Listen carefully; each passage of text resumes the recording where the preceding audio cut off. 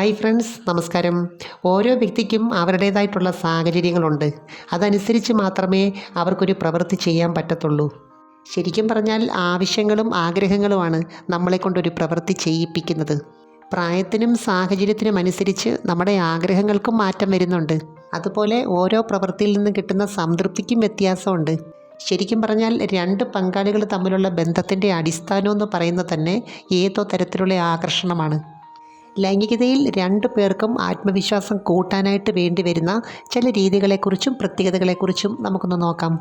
അതിനു മുമ്പ് ഈ ചാനൽ ആദ്യമായിട്ട് കാണുവാണെങ്കിൽ ഒന്ന് ലൈക്ക് ചെയ്യണം, സബ്സ്ക്രൈബ് ചെയ്യണം, ഷെയർ ചെയ്യണം കേട്ടോ. ഒരു വ്യക്തിയെ സംബന്ധിച്ച് ജീവിത പങ്കാളിയെ കിട്ടുമ്പോൾ പല മനോഭാവത്തിലാണ് ഓരോരുത്തരും അതിനെ നോക്കിക്കാണുന്നത്. ഇപ്പോൾ സ്ത്രീയാണെങ്കിലും പുരുഷനാണെങ്കിലും അവരുടെ ആരോഗ്യത്തിൻ്റെ അല്ലെങ്കിൽ എനർജി ലെവലിൻ്റെ ഒരു സൂക്ഷ്മ തലമാണ് ഈ ബന്ധപ്പെടുന്ന സമയത്ത് നമുക്ക് കാണാൻ സാധിക്കുന്നത്. എന്നുവെച്ചാൽ കാമത്തിൻ്റെ ഊർജം ശരിയായ രീതിയിൽ പ്രവർത്തിക്കണമെങ്കിൽ നമ്മുടെ മൈൻഡ് സെറ്റ് വളരെ കറക്റ്റായിരിക്കണം. പ്രത്യേകിച്ചും സ്ത്രീകളെ സംബന്ധിച്ച് അവർക്കൊരു സന്തോഷമില്ല, സംതൃപ്തിയില്ലെങ്കിൽ ഇതിനകത്ത് പെട്ടെന്നറിയാൻ സാധിക്കും. പുരുഷനെ സംബന്ധിച്ച് അവർ ഓരോ കാര്യങ്ങൾ ചെയ്യുമ്പോഴും പങ്കാളിയുടെ റെസ്പോൺസ് ശ്രദ്ധിക്കാറുണ്ട്. ശരിക്കും പറഞ്ഞാൽ ഇതിനകത്ത് അവൻ്റെ ആത്മവിശ്വാസം എന്ന് പറയുന്നത് തന്നെ പങ്കാളിയുടെ സ്നേഹവും കെയറിങ്ങുമാണ്. മാത്രമല്ല അവൻ്റെ പൗരുഷത്തെ എത്രത്തോളം അംഗീകരിക്കുന്നു, ഇഷ്ടപ്പെടുന്നു, അതും പ്രധാനമാണ്. ഇതൊന്നും അങ്ങനെ തുറന്നു പറഞ്ഞില്ലെങ്കിലും ചില പെരുമാറ്റത്തിൽ കൂടി റെസ്പോൺസിൽ കൂടി ഒക്കെ അറിയാൻ പറ്റും. പരസ്പരം നല്ല ആകർഷണമുള്ളവരെ സംബന്ധിച്ച് ഈ സമയത്ത് കാമത്തിൻ്റെ ഊർജം ശക്തമായിട്ട് വരാറുണ്ട്.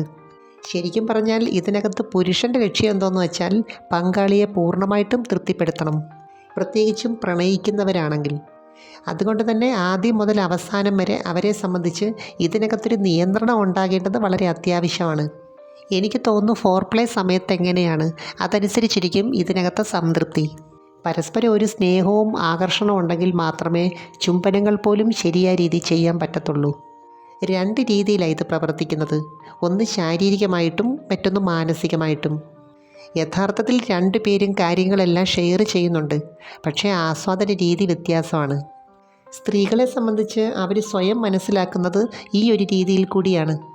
അതുകൊണ്ട് തന്നെ ഓരോ ഭാഗത്തെ സ്പർശനത്തിനും അതിൻ്റേതായ പ്രത്യേകതകളുണ്ട്. സ്നേഹമുള്ളവരുടെ സ്പർശനം ഈ അവസരത്തിൽ ബ്രെയിനിലെ പ്ലഷർ പോയിൻറ്റ്സ് തിരിച്ചറിയുന്നുണ്ട്.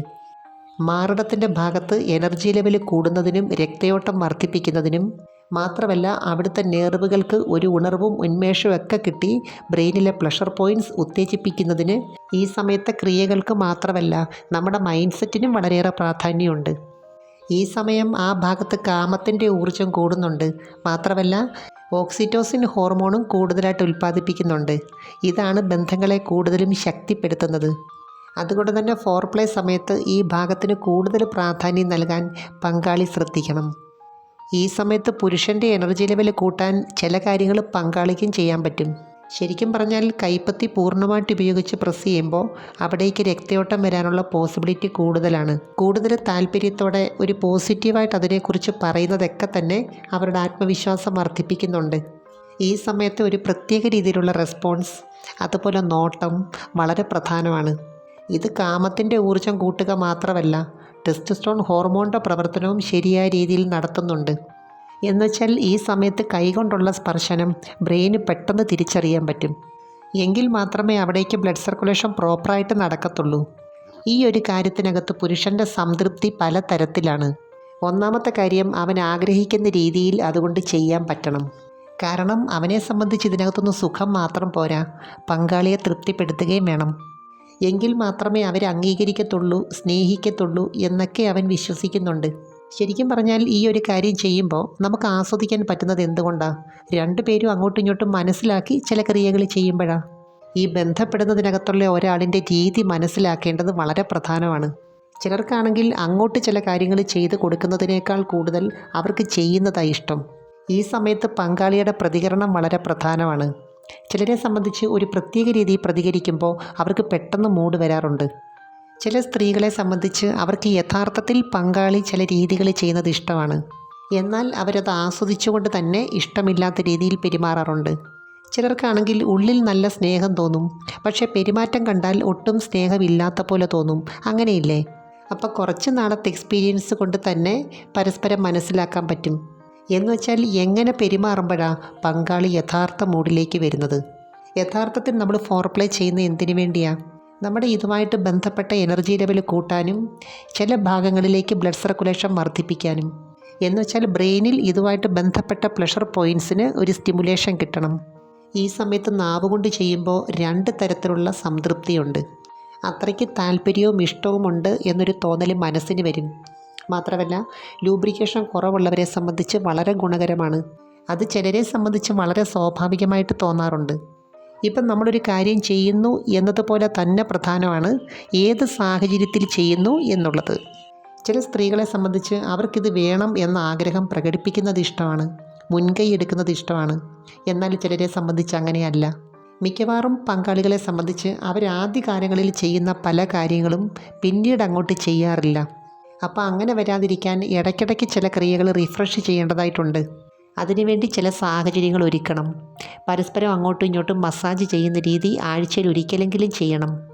ഈ സമയത്ത് ശരിയായിട്ട് മൂഡ് വരുത്തുന്ന പ്ലഷർ പോയിൻറ്റ്സ് ഏതൊക്കെയാണെന്ന് വ്യക്തമായിട്ട് മനസ്സിലാക്കാൻ പറ്റും. അതുപോലെ പൗരുഷത്തിൻ്റെ പ്രവർത്തനത്തെക്കുറിച്ചും വ്യക്തമായ ഒരു ധാരണ കിട്ടും. ഈ സമയത്ത് എല്ലാവരുടെയും ബ്രെയിൻ സിസ്റ്റം പ്രവർത്തിക്കുന്നത് ഒരേ രീതിയിലല്ല. അതുകൊണ്ട് തന്നെ ചിലർക്ക് ചില ഭാഗത്ത് ഒരു പ്രത്യേക സ്റ്റിമുലേഷൻ കൂടുതലാണ്. ഒരു കാര്യം എപ്പോഴും ഓർക്കണം, നമ്മളെക്കൊണ്ട് ഇതെല്ലാം ചെയ്യിപ്പിക്കുന്നത് നമ്മുടെ മൈൻഡ് സെറ്റാണ്. കാരണം ബ്രെയിനിൽ നിന്നും വരുന്ന ചില സിഗ്നലുകൾ വഴിയാണ് ഇതിൻ്റെ എല്ലാ പ്രവർത്തനങ്ങളും നടക്കുന്നത്. അതിനുവേണ്ടി ആകാംക്ഷ കൂട്ടുന്ന എന്തെങ്കിലും കാര്യം നമ്മളിതിൻ്റെ കൂട്ടത്തിൽ സങ്കല്പിക്കണം. സ്ത്രീയാണെങ്കിലും പുരുഷനാണെങ്കിലും ലൈംഗികതയിലെ ഏറ്റവും വലിയ ശത്രു എന്ന് പറയുന്നത് നെഗറ്റീവ് ചിന്തയും ഉത്കണ്ഠയും ഭയവുമാണ്. പ്രത്യേകിച്ച് പുരുഷനെ സംബന്ധിച്ച് അവൻ്റെ എല്ലാ പ്രവർത്തനവും ഉപബോധ മനസ്സുമായിട്ട് ബന്ധപ്പെട്ട് കിടക്കുവാണ്. യഥാർത്ഥത്തിൽ ശക്തമായ സ്ഖലനത്തിന് ഏറ്റവും പ്രധാനമായിട്ട് വേണ്ടത് മാക്സിമം സമയമെടുത്ത് മൂഡ് വരുത്തി നിയന്ത്രിച്ച് ചെയ്യുന്ന ഒരു രീതിയാണ് വേണ്ടത്. അതുപോലെ പുരുഷനെ സംബന്ധിച്ച് കൂടുതൽ ആത്മവിശ്വാസം കിട്ടുന്ന ചില മെത്തേഡുകളുണ്ട്. ഓരോ പൊസിഷനിലും ചിലർക്ക് ആത്മവിശ്വാസം കൂടുതലായിരിക്കും. അതുകൊണ്ട് തന്നെ ഇതുമായിട്ട് ബന്ധപ്പെട്ട എല്ലാ കാര്യങ്ങളും എപ്പോഴും നമ്മുടെ നിയന്ത്രണത്തിലായിരിക്കണമെന്നില്ല. അതിനെക്കുറിച്ച് ഓർത്ത് ടെൻഷൻ അടിക്കുകയും വേണ്ട. ഏത് സാഹചര്യത്തിലാണെങ്കിലും നമ്മുടെ ശരീരത്തിൻ്റെയും മനസ്സിൻ്റെയും കൺട്രോൾ നമ്മുടെ കയ്യിലാണെങ്കിൽ ഒരു പ്രത്യേക റിലാക്സേഷനും ആത്മവിശ്വാസവും ഒക്കെ ഫീൽ ചെയ്യും. ഇവിടെ ഓർക്കേണ്ട ഒരു കാര്യം, ശരീരത്തിന് എപ്പോഴാണോ ഇത് ആവശ്യമായിട്ട് വരുന്നത് അത് നമ്മളെ അറിയിക്കുന്നുണ്ട്. അതാണ് നമ്മുടെ യഥാർത്ഥ സമയം. ഈ സമയത്ത് നമ്മുടെ പ്രശ്നങ്ങളുമായിട്ട് ബന്ധപ്പെട്ട ടെൻഷനുമായിട്ട് ബന്ധപ്പെട്ട എല്ലാ ഫയലുകളും ക്ലോസ് ചെയ്യണം. മാത്രമല്ല 2 പേരും ഇതിനകത്ത് അവരുടേതായ രീതിയിലുള്ള സാഹചര്യം ഒരുക്കുകയും വേണം. എനിവേ, നമുക്ക് മറ്റൊരു വീഡിയോയുമായി വീണ്ടും കാണാം. അപ്പോൾ ചാനൽ സബ്സ്ക്രൈബ് ചെയ്യാൻ മറക്കരുത്, ലൈക്ക് ചെയ്യണം, അയക്കാൻ പറ്റുന്ന കൂട്ടുകാർക്കൊന്ന് അയച്ചു കൊടുക്കണം കേട്ടോ. Thanks for watching. See you next time. By.